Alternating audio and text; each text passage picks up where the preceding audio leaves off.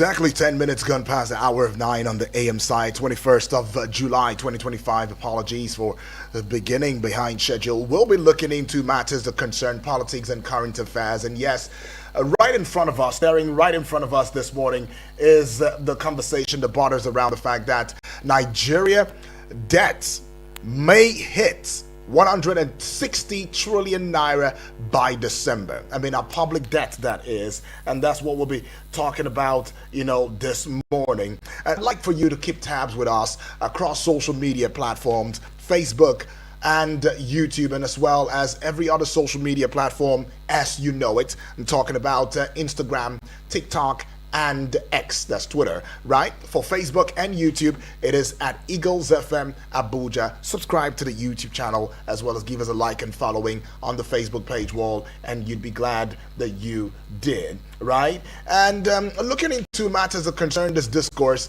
it will also be poignant and very, very assuring for me to introduce myself. My name is Uduak Daniel. So recall that Nigeria's total debt is projected to hit 160 trillion naira by December of 2025, and this is raising concerns. It is raising concerns about the country's fiscal vulnerability due to weak oil revenues and delayed tax reforms.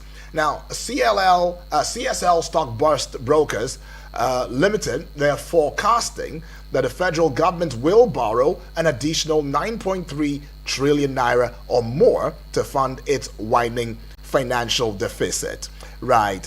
And Nigeria's public debt stood at 149.3 trillion naira as of March. As of March 31, our public debt was 149, I beg your pardon, 0.39 trillion naira as of March of 2025, and that is marking 22.8% year-on-year increase. Now that doesn't look so nice for us, does it? But the debt is expected to hit 160.6 trillion naira by December of 2025, and that will be representing 50.02 or 50.2% of the pre-rebate GDP. And some of the key stakeholders that should be having this conversation with us, I'm afraid, is Minister of Finance Wale Edun. Of course, he has also been on the front line talking about these issues, and of course the CSL Stockbrokers Limited projecting Nigeria's debt to hit 160.6 trillion naira. But as it stands as well, we have seen Wale Edun, time without number, speak to us about matters that concern the economy. And always, his projection has always been, we are on point, we are on sale, we are doing so good. The Tinubu-led administration always is going to bring the reforms needed and all of that. And yet Nigerians are very worrisome. I am worrisome. You are worrisome. Those who are with the SMEs and MSMEs, they are worrisome. They are thinking to themselves, how are we going to come out of this quagmire? If as a country, we're already owing 149.3 trillion naira as of March, and now there are some projections that, look, by December alone, we would have hit 160.6 trillion naira by December of 2025. And yet, we still have the bulk of these borrowings coming from states. The same states that are supposed to have triple or quadruple of the allocations for them or to them as a result of subsidy is gone. Yes, subsidy is gone. And they are having so much money. One of the talk was that when subsidy be removed, we will have plenty of money. These monies will be stashed away from those very few bigots who are milking Nigeria dry. And this shared revenue will be shared across the 774 local governments. All things will be better. We'll get it easy. May not come so easy at first, may not come so fast, but with time, we will get it right. But have we gotten it right this time? Well, we have to discourse this discourse with us Mr. Adefolari Olamileko, who is political economist, communication expert, and consultant. He's a lead researcher and policy analyst. Sir Adefolari, good morning and welcome to the show this Good morning. I think we need to work on the audio side. It's very, very low. Oh, it's very low. End. I can't. What about now? Can you hear me?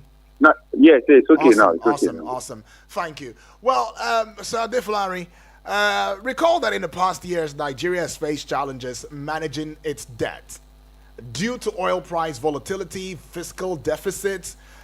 We've seen similar cases of debt challenges in oil-dependent economies, highlighting the need for diversification and fiscal discipline. Right now, economically, the debt increase is attributed to deficit financing, naira devaluation, and borrowing for infrastructure. And as this still stands, we're still subsidizing the naira. Nigeria is still paying, to defend the naira, even as it stands right now. And it makes us want to worry about how this rising debt affects economic stability. And when we talk about public debt, Nigeria's public debt, you might also want to expatiate a bit.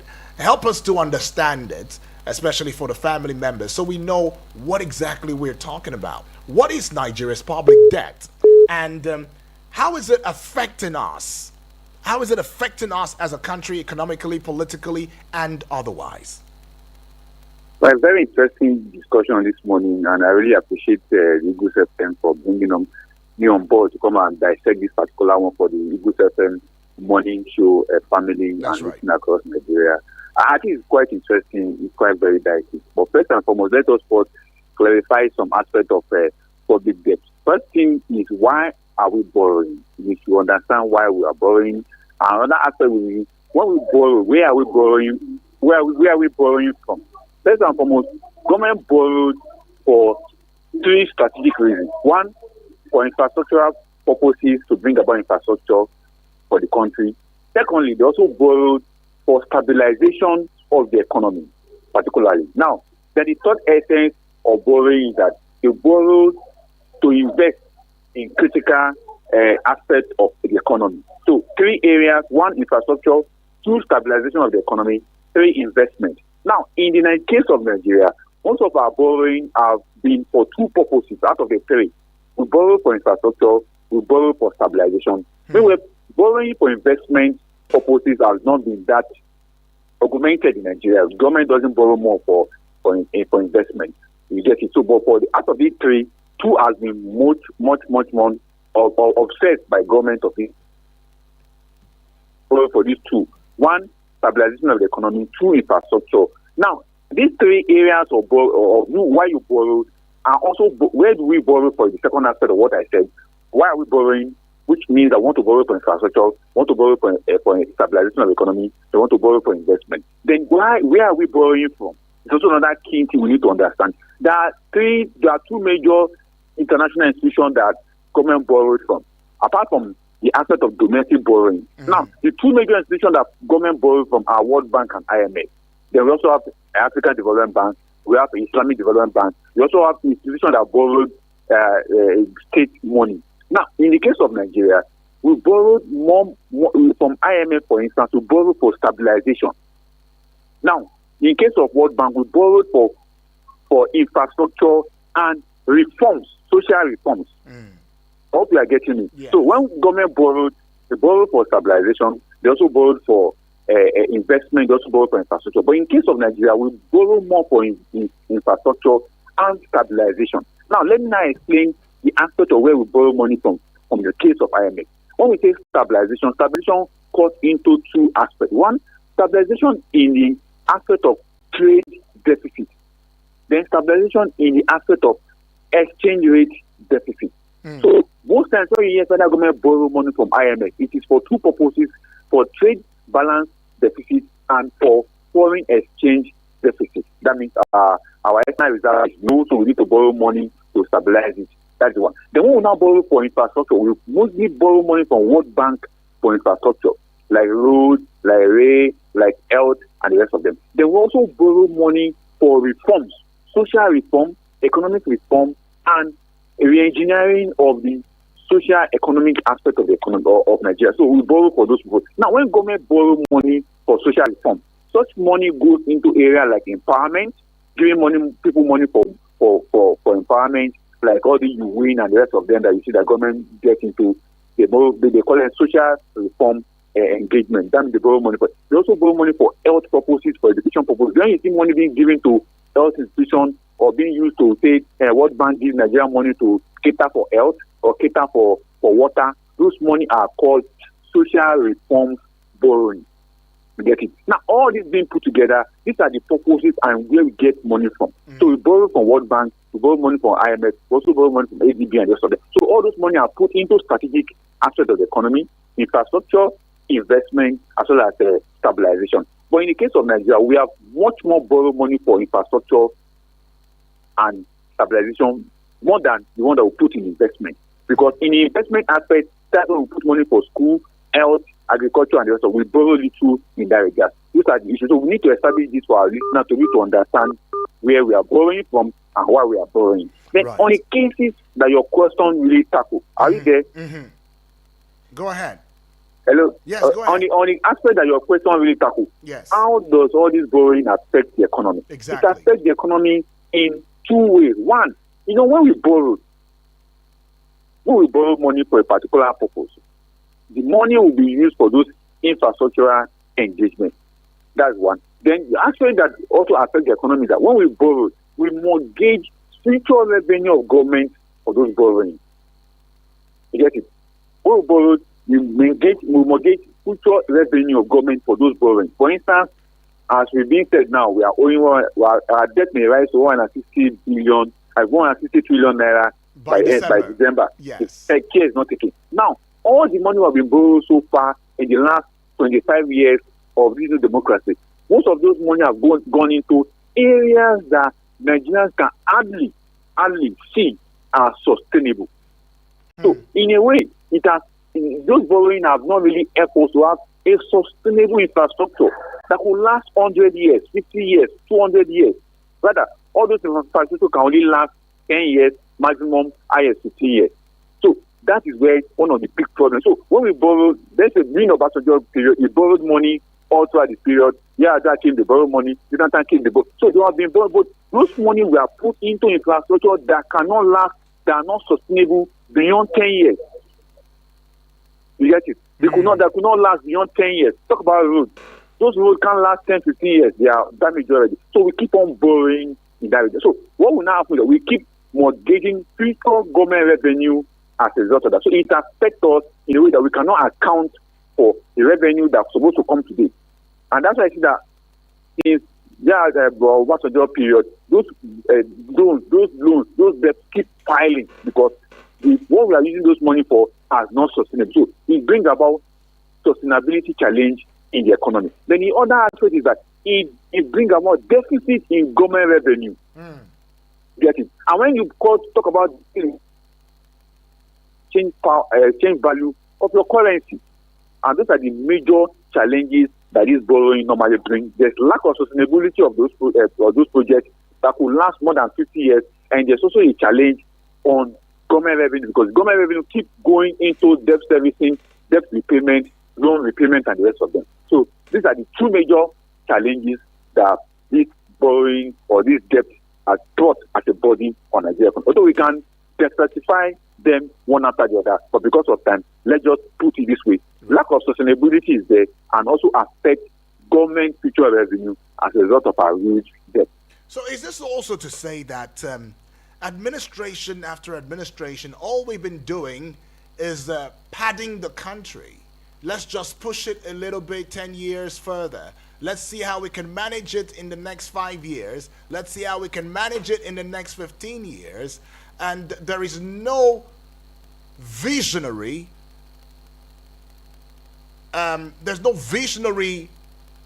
move in ensuring that we can have a blueprint that will sustain us for like 100, 200 years after now. You are very correct in that regard because most governments come in with their different ideas, and when they come with their different ideas, the individual who mounts the offices, who mount this position also come up with their own ideas.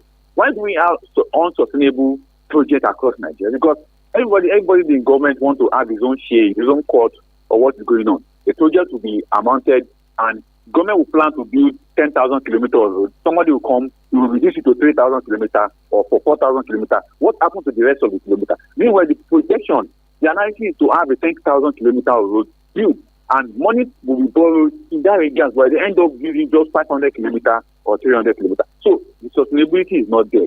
So one challenge comes with corruption. Although I don't want to quickly point to corruption, but we know that it all boils down to corruption at the end of the day. So as you rightly pointed out, visionary leaders is missing. The key aspect of having visionary leaders is missing, and that's why those projects doesn't last beyond the tenure of those people in government. And when they leave, the project also gets damaged. And before you know, the new government will come and say they want to engage in another project, as the case may be. So it has become a very charlatan attitude of people in government to always engage in projects that they know that at the end of the day it will not be fulfilled, it will not be completed, and to become something that is not sustainable, because at the end of the day they are not getting it right in a way that other clients are doing projects.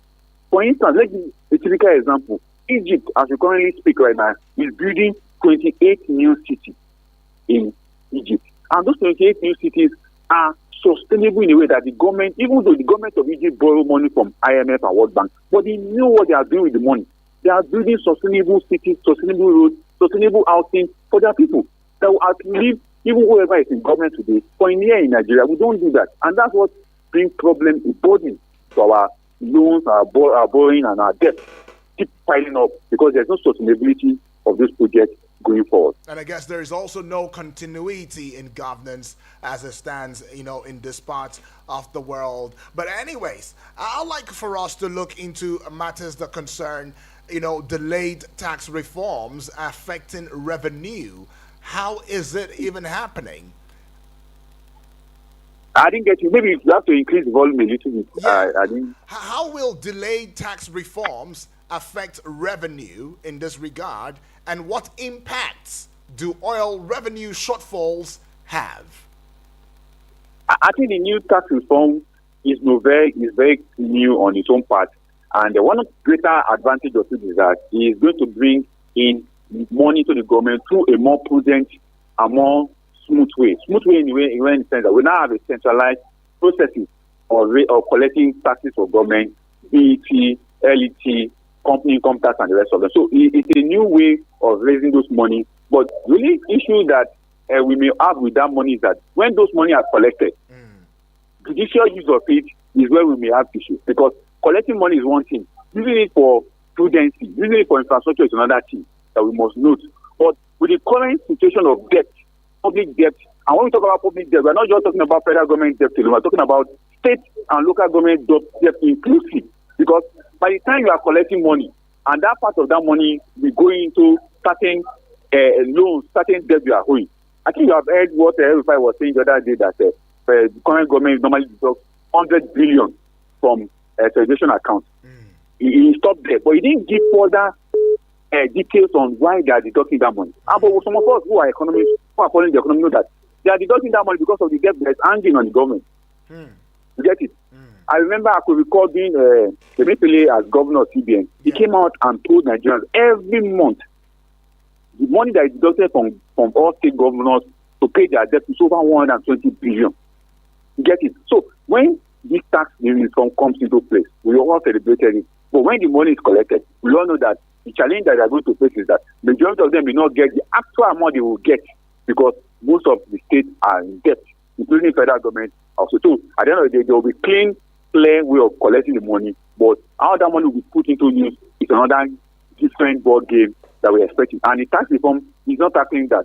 Tax reform is not telling you how you spend your money, but tax reform is telling you how the money will be collected and how it will be shared. But how it will be spent, tax reform doesn't cover that. That is left for the hands of the governors or whoever is in federal government on how to spend that money. So it's a novel idea, it's a novel project, but it's limited in a way that it does not spell out how that money will be spent. Oh, I see. Well, we'll just put a pause to your thoughts right now. Let's just head out, pay some bills, go on a recess. We'll be right back. And when we do come back, Sir Defulari, I'd like for you to look at the implications of increased debt servicing. You know, the implications of increased debt servicing. That's what we'll look into. But we'll just go on this recess right now. We'll be right back in a short bit. Don't go away.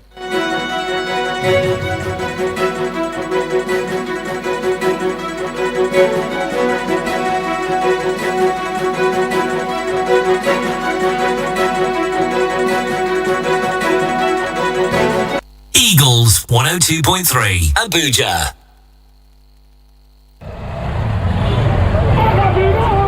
This is Nigeria, where every new day brings a fresh chance to dream bigger, push harder, and live confidently. But true confidence is more than hope. It's knowing that no matter where you are, no matter who you are, you're protected, empowered, and ready for the journey ahead.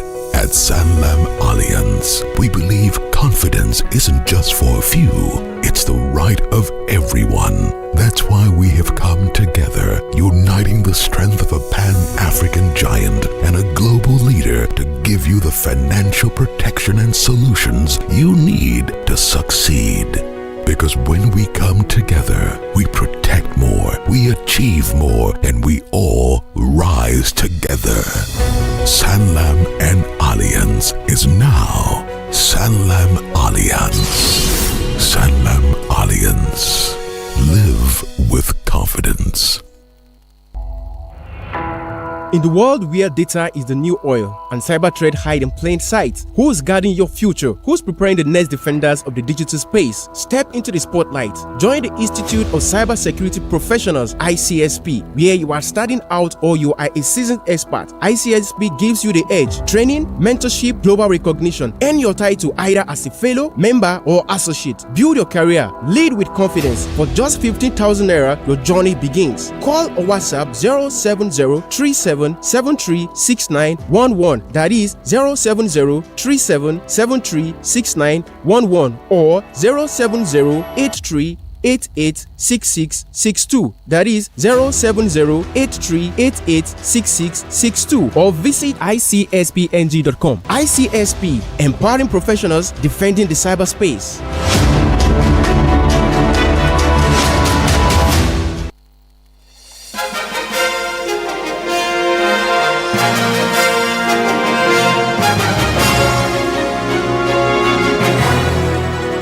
Welcome back and thank you for staying with us. Still looking at the matters that concern Nigeria's public debt. Some projection talking about the fact that it may hit 160 trillion naira by December, and that is really, really worrisome, as quite a number of business tycoon and experts are beginning to talk about this and saying, hey, how is this even going to affect us? And then not just the business people now, I'm talking you and I as citizens of the Federal Republic of Nigeria, us owing 160 trillion naira by December is a projection, though. Is a projection because as it stands now, we are at the 149.39 trillion naira. That's what the debt, public debt is, right? March 31 of 2025. So that's in March. We've not had the one for April, May, and June just yet, right? So for March, it was 149, and there are projections that we will just skyrocket to 160 trillion naira. And our guest, who's in the person of Sir Adefulari Olamilekon, who's an economist, a communication expert and consultant, is putting this into the right perspective and showing us what exactly we should be afraid of when it comes to handling these kinds of issues. But you want to be a part of the discourse already, and you want to also ask some more questions to be enlightened, because you need to have a better angle to this discourse. You should call the number and stick to this number, by the way, 0907-353-0044. That is 0907-353-0044. And you can get onto the WhatsApp portal number now and leave us a message, and that would be 0909-705 4450, right? 0909 705 4450. Well, Sir Adifulari, are you there? Yes, I'm here. Okay, awesome. Well, I said I was going to get into some question that bothered around and about the implications of increasing debt servicing for Nigeria. But just before we delve into that question, let's quickly hear from this family member. Hello, good morning to you. Hello, Daniel Bonner. Oh, good morning to My you, name please. is Tukweboni. All right, wonderful, welcome. Where are you calling from, though? I'm calling from Suleja. From Suleja. Talk to us. Talk to us. What my conclusion on about this issue is Nigeria doesn't have leaders. That's my contribution. Okay, Nigeria we don't have leaders. Okay, I get that. So Thank you. Nigeria doesn't have any leader. Okay, appreciate that. Thank you. Thank you. Well, Sir Adifulari, a family member right there, has critically looked at the discourse, looked at the topic in discourse, looked at some of the things that you've said, and if not all of it, and his conclusion is we don't even have a direction. Because, of course, when you say we don't have leaders, you're saying we don't have direction, we don't have visionary, people who can lead us out of the squabble that we find ourselves. I'd like you to react to that, and then, of course, let's get into the matter that concerns the increased debt servicing. Actually, what we could quickly deduce from what he's saying is that we have leaders who lack vision, who lack sympathy, who lack the understanding of how to run the nation. I think that's what the caller is trying to say. Not that the leaders are not there, they are there physically, but while for them to be able to utilize the vision, the leadership skills, the emotional skills, development skills, the communication skills is lacking. And that's what the caller is saying. So that's what I could deduce from what he's saying practically. And it's quite sad that we have to hear something like this from our family member calling. And it's sad. So it's a call on the leader to see what they can do about the economy. And that's just a summary of it. Right. Well, what could be the implications of increased debt servicing?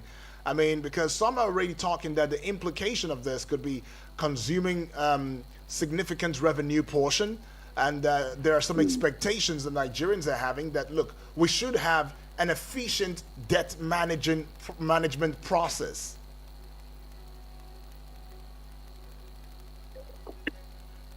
Hello, I'm hearing you. Yeah, go ahead. So I'm asking to know, like, what could be the implications of an increased debt servicing, and yeah. And then, of course, how will the GDP rebasing affect debt to GDP ratio? The first and foremost, the first point of call or challenge is revenue deduction, because definitely the more money you are making, the more it will be going to servicing of your debt, your percentage debt you'll be paying, and the rest of it. So that's the first challenge. So, excuse me, as I earlier pointed out before, that the money will be coming, but if 100 naira comes for you to the government, maybe like 30-40 naira will go to debt servicing. So at the end of the day, there are shortfall of 40 naira. They only have 60 naira to cater for the entire infrastructural needs they have, and that will push them to go and borrow more. So you have 100 naira today, 40 naira go for debt servicing, and you have a need of 200 naira. So what will happen is that you go and borrow another 160 naira, 140 naira more to take care of your 200 naira needs. So the first challenge is that we're borrowing more as long as we are still under the burden of debt. Then secondly, the aspect of the GDP stuff that you asked, there is quite it's a different scenario entirely.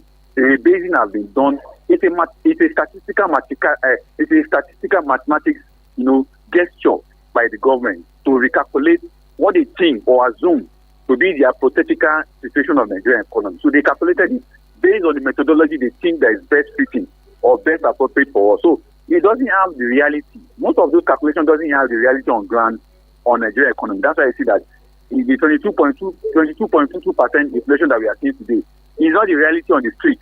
It's quite far. It's quite far higher than what is written on paper. So if you relate and base the economy to 1,000 GDP, it doesn't have the reality figure. The figure doesn't reflect the reality on the street. It's quite different, because the day we have the opportunity to discuss about Nigerian economy generally, looking at the level of the economy the characterization. You discover that all the calculation doesn't really fit it.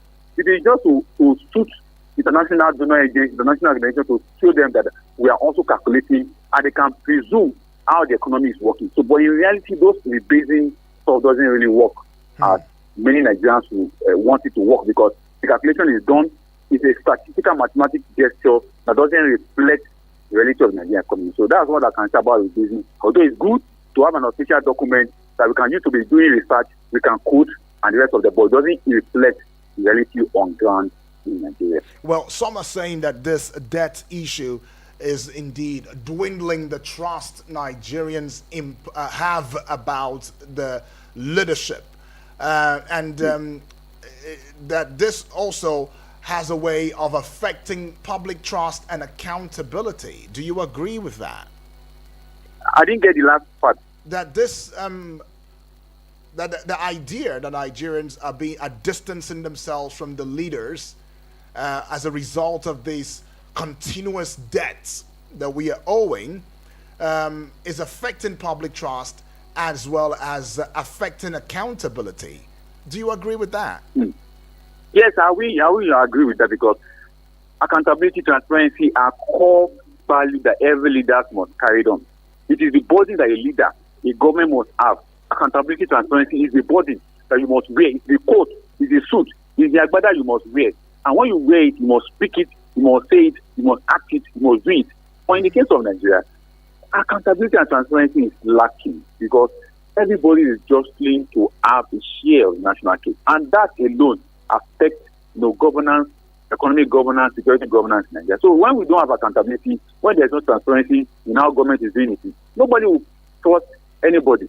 And that's what you can see. And if you don't blame Nigerians for that, although you can say, okay, Nigerians who are saying this are still part of it, because we are all embellished in this challenge. In just local government alone. To appoint someone as local government chairman now, everybody wants to celebrate it. It's our person. It is now our turn to eat. Now our turn to eat is what we are calling transparency, lack of transparency, lack of accountability. People need to understand all this. When someone is appointed from your village or from your town, and you want to celebrate the person, the next thing you go and print a flag, you celebrate the person on newspaper. Then the next thing you begin to disturb the person for employment, for contract. That is lack of transparency. You are trying to make that person not to follow transparency and accountability. So we must let our people understand that, in as much as they are blaming people in government that there's no transparency and accountability, if you find yourself in the position of celebrating them, trying to dance around them, trying to cajole them, trying to be a psychopath around them, you are the one denying them to carry that accountability and transparency. So let us break this down so that people can know that transparency and accountability doesn't just fall from nowhere. It is the action of our people, it is the action of most of us towards politicians that make them to drop that sense of transparency and accountability. They go after what most of us want them to do, begin to share the news and share the properties and share the wealth as the things they do. Right. Well, anyways, though, we're still looking at that conversation that centers around Nigeria's public debt may hit 160 trillion naira by December. And there has been some conversation that our guest, Adefolarin Olamileko, has put out in view of this.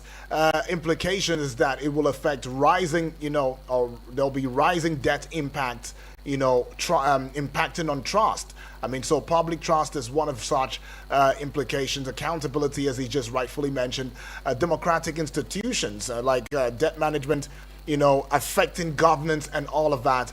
And it's also a time to call on the DMO to do the needful, advise rightly, so that we can indeed have a prosperous nation. Because there are expectations Nigerians have of such as transparency, accountability, and the need for reform for financial sustainable management or sustainable finance management and all.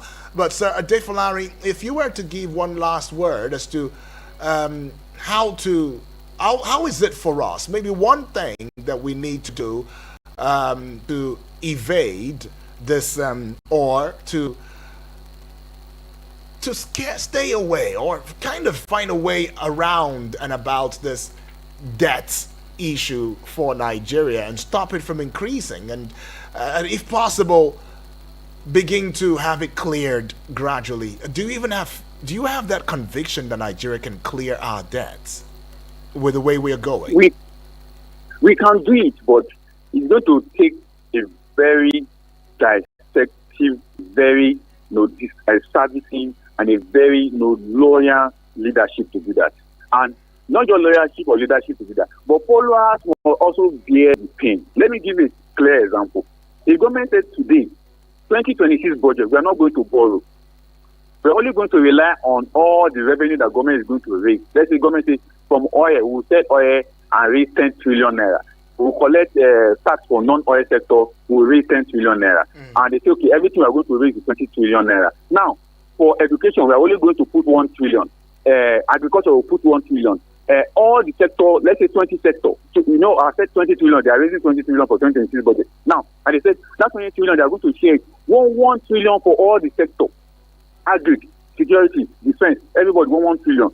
That is what we are going to raise, and that's what we're going to give. I will not give less than that, we will not give more than that. Stakeholders in the Nigerian economic sector, will they agree with that amount?